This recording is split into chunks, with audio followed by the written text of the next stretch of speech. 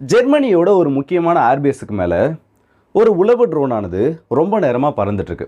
இதை சுற்று வீழ்த்தணும்னு சொல்லிட்டு ஜெர்மனி சில முயற்சிகளை எடுத்தாலும் அவங்களோட நாட்டோட சட்டத்திட்டம் படி இல்லை சமீபத்தில் ஏற்படுத்தப்பட்ட ஒரு அறிவிப்பின்படி இந்த ட்ரோன்களை சுட்டு வீழ்த்தக்கூடாதுன்றது ஒரு முக்கியமான முடிவாக இருக்குது. சரி, இதுக்கு வேறு வழியே இல்லையா? எலக்ட்ரானிக் கவுண்டர் மிஷன்ஸை பயன்படுத்தி இதை நம்மளால் டவுன் பண்ண முடியாதுன்னு சொல்லிட்டு ஜெர்மனி ரொம்ப நேரமாக அதை டவுன் பண்ணுறதுக்கான வேலைகளில் ஈடுபட்டு இருக்கப்போ அந்த ட்ரோன் அவங்களோட பார்வையிலிருந்து மறையுது. இந்த ட்ரோன் ஸ்வெசிங்னு சொல்லக்கூடிய ஒரு முக்கியமான ஜெர்மனியோட மிலிட்ரி பேஸுக்கு மேலே தான் ஆல்மோஸ்ட் 3 மணி நேரத்துக்கும் அதிகமாக பறந்துட்டு இருந்திருக்கு. இந்த ட்ரோன் பறந்ததுக்கும் ரஷ்யாவுக்கும் தொடர்பு இருக்கிறதா ஜெர்மனியோட முக்கியமான சில மீடியாஸ், மெயினாக சொல்லணும்னா டெர் ஸ்பீகல், இவங்க கம்ப்ளீட்டான ஒரு ரிப்போர்ட்டை வெளியில் கொடுத்துருக்காங்க. ஏன் ஜெர்மனிக்குள்ளே ஒரு ட்ரோன் பறக்கிறதுக்கு ரஷ்யா காரணமாக சொல்லப்படுது. அதுவும் 3 மணி நேரங்கள் ஒரு மிலிட்டரி பேஸுக்கு மேலே நார்மல் சிவிலியன் ட்ரோனை அந்த இடத்துல பறக்க விட மாட்டாங்க. இந்த இடத்துல எத்தனையோ எலக்ட்ரானிக் கவுண்டர் மெஷர் சிஸ்டமானது இருக்கும். இது எல்லாத்தையும் தாண்டி ரஷ்யாவை இதில் தொடர்பு படுத்துறதுக்கு உக்ரைனோட வீரர்கள் அந்த ஒரு பேஸில் தான் பயிற்சி எடுத்துருக்கிறதா சொல்கிறாங்க. ஸோ ஜெர்மனியால் ஏன் இந்த ட்ரோன்களை சுட்டு வீழ்த்த முடியல? நாளைக்கு ஒரு போர் சூழல் வந்தாலும் ஜெர்மனி இதே மாதிரி தான் ரியாக்ட் பண்ணுவாங்களா? இதை பற்றின செய்திகளை தான் இந்த ஒரு பதிவில் பார்க்க போகிறோம். ஸோ வாங்க வீடியோக்குள்ள போயிடலாம். நான் உங்களுக்கு கைத்தம் பொக்ஷம் டிபி ட்ரெண்டிங்ஸ்.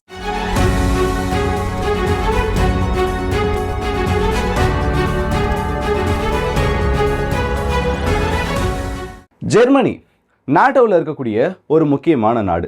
அது மட்டும் இல்லாமல் இந்த ரஷ்யா உக்ரைன் போரில் உக்ரைனுக்கு அதிகமான ஆயுத உதவிகளையும் அதிகமான இந்த பேட்ரியாட் வான் பாதுகாப்பு அமைப்பையும் கொடுத்த நாடு ஜெர்மனி தான். இப்போ வரைக்கும் பார்த்தோன்னா அஃபிஷியலாக ஒரு 4 பேட்டரிஸ் வரைக்கும் தனித்தனியாக கொடுத்த லான்ச்சஸ், ரேடார் ஸ்டேஷன்ஸ், இது எல்லாத்தையும் சேர்த்து ஒரு 4 யூனிட்டுக்கும் அதிகமாக உக்ரைனுக்கு கொடுத்துருக்காங்க. இது உக்ரைனுக்கு எந்த அளவுக்கு ஒரு பெரிய உதவியாக மாறி இருக்குன்னா, ரஷ்ய அதிபர் விளாடிமிர் புதினால ரொம்ப அழிக்க முடியாத ஒரு வெப்பனாக காமிக்கப்பட்ட கின்சால் ஹைப்பர்சானிக் ஏவுகணையை சுற்று வீழ்த்திட்டதா சொல்லி, அதாவது இந்த ஜெர்மனி கொடுத்த patriot surface to air missile சிஸ்டமை வச்சு சுற்று வீழ்த்திட்டோன்னு உக்ரைன் ஒரு பெரிய கிளைமை வச்சாங்க. ஆனால் அதுக்கு சப்போர்ட்டிங் எவிடன்ஸ் எதுவும் கிடையாது. அது மட்டும் இல்லாமல் ரஷ்யாவோட Su-34 விமானங்களையும் சில Su-35 விமானங்களையும் இதை வச்சு சுட்டு வீழ்த்திட்டதாகவும் உக்ரைன் ஒரு பெரிய கிளைமை வச்சிருக்காங்க. இது எல்லாத்தையும் விட ஒரு பெரிய விஷயம், கியூவை ஒரு ஷீல்டை கிரியேட் பண்ணி, கண்ணுக்கு தெரியாத ஒரு வான் பாதுகாப்பு அமைப்பை கிரியேட் பண்ணி பாதுகாக்கக்கூடிய அளவுக்கு ஒரு வலிமையை இந்த ஒரு அமைப்பு உக்ரைனுக்கு கொடுத்துருக்கு. ஆனால் இந்த ஏவுகணை அமைப்புகளை பயன்படுத்துகிறாங்கல்ல, அந்த வீரர்களுக்கு ஜெர்மனியில் வச்சு ஒரு முக்கியமான 3 மிலிட்டரி பேசஸில் ட்ரைனிங் ஆனது கொடுக்கப்படுது. அதில் ஒரு 80% அதிகமான உக்ரைனியர்களுக்கு, மெயினாக இந்த பேட்ரியாட்டை ஆப்ரேட் பண்ணக்கூடிய பேட்ரியாட் ஆப்ரேட்டர்ஸ்க்கு இந்த ஸ்வெசிங் ஏர்பேஸில் வச்சு தான் இந்த மெயினான ட்ரைனிங்ன்றது கொடுக்கப்பட்டிருக்கு. இப்போது ஒரு ப்ராக்டிக்கலான கணக்கு எடுத்து பார்க்கணும், இல்லை மற்ற நாடுகள் கூட கம்பேர் பண்ணி இந்த ஜெர்மனியோட இந்த டேட்டாவை எடுக்கணும்னா, ஜனவரி 9ஆம் தேதியிலிருந்து 29ஆம் தேதி வரைக்கும் மட்டும் 6லிருந்து 9 ஈவெண்ட்ஸ் இந்த மாதிரி மிஸ்டரியஸ் ட்ரோன் ஸ்பாட்டிங்கிறது அந்த இடத்துல பண்ணப்பட்டிருக்கு. இதில் 6 கன்ஃபார்ம் பண்ணப்பட்டிருக்கு, 3 அன்ஐடென்டிஃபைட் கேட்டகரியில் வைக்கப்பட்டிருக்கு. அதாவது உள்ளே வந்தது ட்ரோனா என்னன்னு தெரியலன்னு ஒரு கேட்டகரி சொல்லியிருப்பாங்கல்ல, உள்ளே ஏதோ ஒன்று வந்துச்சுப்பா, ஆனால் அது என்னன்னு தெரியல. சில நேரம் இந்த இடத்துக்கு மேலே பறந்துட்டு அது தள்ளி போயிடுச்சு. இது ட்ரோன்னு நாங்கள் கன்ஃபார்ம் பண்ணாமல் இருக்கக்கூடிய அந்த கேட்டகரியில் 3, கன்ஃபார்ம் பண்ணப்பட்டது 6. இப்போ சமீபத்தில் இந்த சம்பவம் எப்போ நடந்திருக்குன்னா, பிப்ரவரி மாதம் 9ஆம் தேதி இதே ஒரு மிலிட்டரி பேஸ்க்கு மேலே நடந்திருக்கு. 3 மணி நேரங்களாக அந்த ட்ரோன் பறந்துட்டு இருக்கிறத ஜெர்மனியோட ஏர் வார்னிங் சிஸ்டமும் ஆன்டி ட்ரோன் சிஸ்டமும் இவங்களுக்கான அந்த அலாமுங்கிறத ஆக்டிவேட் பண்ணியிருக்கு. 3 மணி நேரமாக பறந்துட்டு இருக்குன்னா ஏன் ஜெர்மனியால் அதை வீழ்த்த முடியல? இல்லை ஏன் ஜெர்மனி அதை வீழ்த்தறதுக்கு எதுவும் முயற்சிகள் எடுக்கலான்னு பார்த்தீங்கன்னா, ஜெர்மனி அதை சுட்டு தள்ளுறதுக்கு முயற்சிகள் எடுக்காமல் இல்லை.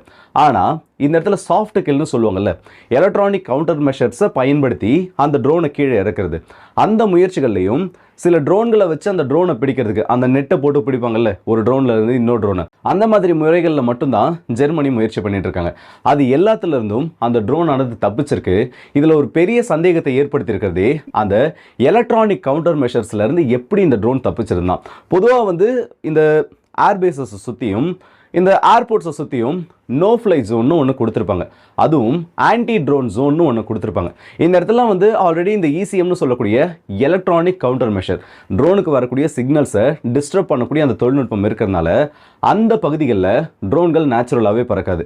நீங்கள் ஒரு ஏர்பேஸ்க்கு பக்கத்தில் போயிட்டு இந்த ட்ரோனை ஆப்ரேட் பண்ணணும்னு நினச்சிங்கன்னா மோஸ்ட் ஆஃப் த டைம் உங்களோட ட்ரோன் டேக் ஆஃபே ஆகாது. டேக் ஆஃப் ஆனாலும் கண்ட்ரோலை மீறி பக்கத்தில் கீழே விழுந்து டேமேஜ் ஆகிடும். அந்த மாதிரி ஒரு ஜோனை கிரியேட் பண்ணி வச்சிருப்பாங்க.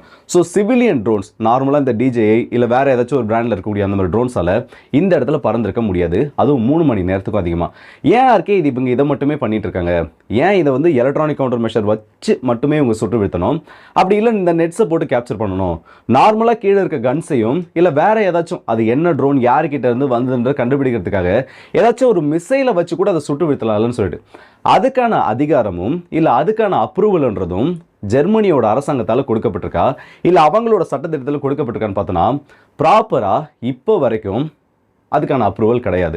இப்போ சமீபத்தில் ஜனவரி 25 ஒரு பெரிய ரெக்வஸ்ட்ன்றது வைக்கப்பட்டுச்சு ஜெர்மனியோட அரசாங்கத்துக்கு. இந்த மாதிரி மிஸ்டரிஸ் ட்ரோன்ஸோட ஸ்பாட்டிங்ஸ்ன்றது அதிகமாக இருக்குது, எங்களால் இதை கண்ட்ரோல் பண்ண முடியல, இதை சுட்டு வீழ்த்துறதுக்காக அதாவது ஹார்ட் கில் பண்ணக்கூடிய அந்த அப்ரூவல் கொடுக்கப்படுங்கன்னு இப்போ ஜெர்மனியோட அரசாங்கத்துக்கு ஒரு கோரிக்கையானது வைக்கப்பட்டிருக்கு.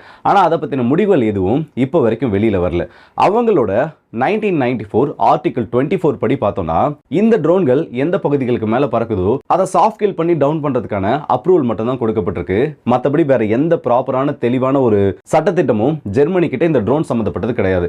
இப்போ இந்த இடத்துல உங்களுக்கு ஒரு சந்தேகம் வரலாம், ஏண்டா நாளைக்கு ஒரு போர் வந்துருச்சு, திடீர்னு ஏதாச்சும் ஒரு பிரச்சனை வந்துருச்சுன்னா அப்பவும் இதே மாதிரி தான் இவங்களால பண்ண முடியுமா?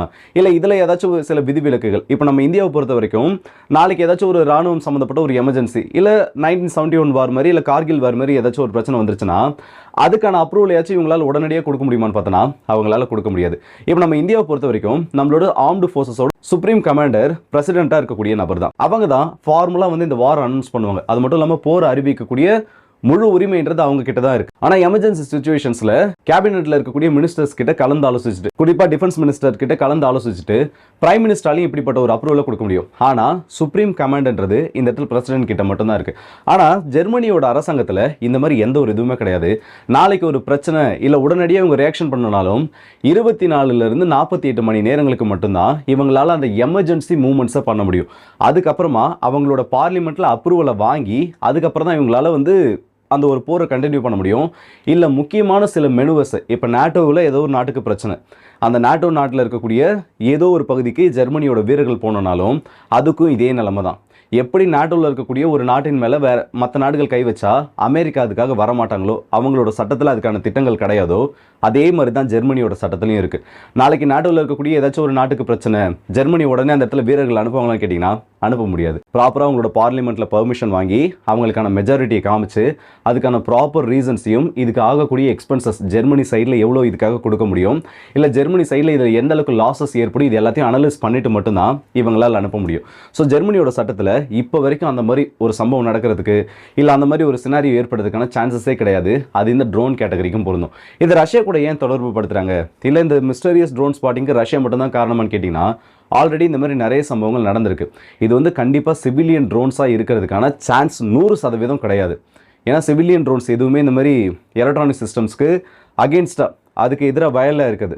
ஆனால் இந்த மாதிரி சில ட்ரோன்கள் இருக்கிறது இதில் ஃபாரின் இன்ஃப்ளூயன்ஸ் இருக்கிறது ரொம்பவே அதிகமாக காட்டுது.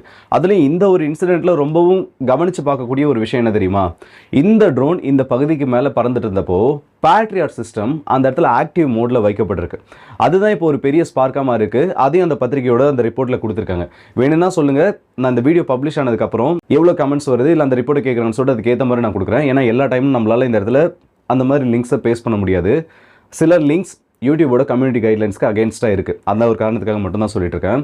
ஸோ உங்களுக்கு வேணும்னா சொல்லுங்கள், அதை நான் கொடுக்குறேன். அந்த ரிப்போர்ட்லேயே அவங்க சொல்லியிருக்காங்க இந்த இடத்துல பேட்ரியாட்ன்றது ஆக்டிவ் மோடில் வைக்கப்பட்டிருக்கு. அதே டைமில் இந்த இடத்துல மேலே இப்படி ஒரு ட்ரோன் ஆனது பறந்துட்டு இருக்கு. ஆனால் இதில் பேட்ரியாட்டை குறை சொல்கிறதுக்கோ இல்லை பேட்ரியாட் வந்து இதை டவுன் பண்ணுறதுக்கு வழி இல்லாமல் விட்டுருச்சுன்னு அப்படி சொல்கிறதுக்கு இந்த இடத்துல சான்ஸ் கிடையாது.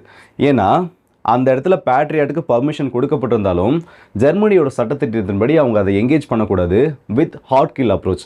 அதாவது நேரடியாக ஒரு ஏவுகணையை வச்சு அவங்களால அதை சுட்டு வீழ்த்தவும் முடியாது. இதே நிலமையில் வேற ஒரு நாடுகள் இருந்தாங்க, இல்லை இதே நிலமையில் கண்டிப்பாக மற்ற நாடுகள் இருந்தாங்கன்னா அதை அவங்க டவுன் பண்ணுறதுக்கு முழு உரிமையும் இருக்குது.